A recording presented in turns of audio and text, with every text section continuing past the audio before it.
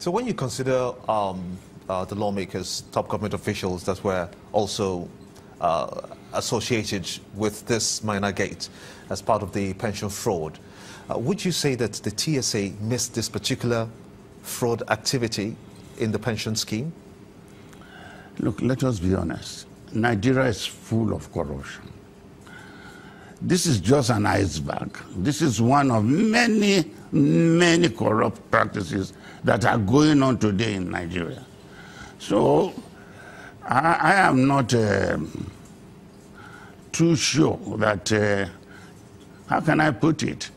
It's sickening. Let me just put it there. It's sickening because there are many other areas of corruption going on. How many of them will government look into at one particular time? The pension fund is just one out of hundreds. Why not look at the system that allows such things to happen? That's what we have been crying for. We are saying the 1999 Constitution is a rotten egg. You can't build anything on it. It is the same Constitution that gives power to the minister to be the accounting officer in a ministry. It is the same power that goes to the governor. All checks in the state must be signed by him. It is what he authorizes. When such powers are given to an individual, he misuses it, let's be honest. And that is what is happening in Nigeria. The concentration of power on the presidency, the concentration of power on the governor, the concentration of power on the director general. These are areas of corruption. We need to plug these holes. If not, for the next 100 years, if we are going through the same system, we will be doing inquiries about how so much money was stolen or not. But looking at immediate actions now, because Maina did mention that 43 persons were uncovered in this pension scam. But since then, nothing has been heard about the 43. What do you think is happening?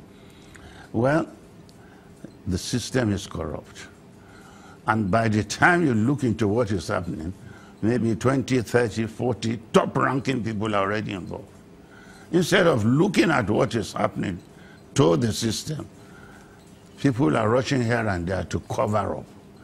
What has happened in Maina's case is not more of disclosures, why not name but more of cover. Why not name them? Well, he has told you personally that his life is in danger.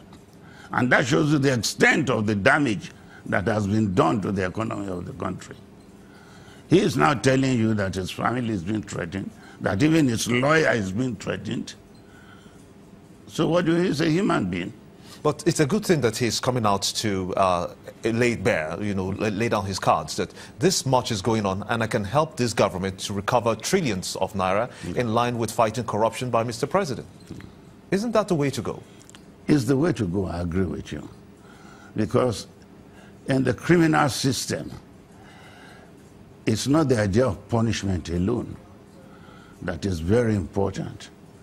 It is how you ensure that such criminality do not occur in future. Let me give you a classic example. They said there was a Nigerian boy working in the banks in the USA, and his job was just every month send bankers' details to customers. When he's sending you your monthly bank statement, he ensures that 20 cents out of your own 20 cents are deducted. Maybe you have an account of $2,000 or $30,000. You will not look at the cents, the 20 cents that is missing in your account. And 20 cents from various accounts, he now pays it into an account created by him within the same bank.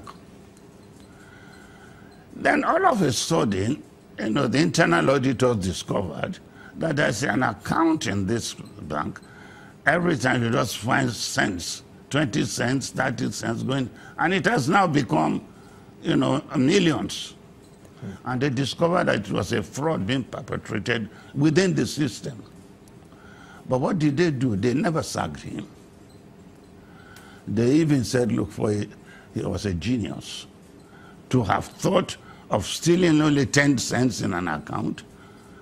So these are the things when a criminal comes out and says there's a loophole within the system, I'm going to help him. It's better to listen to him.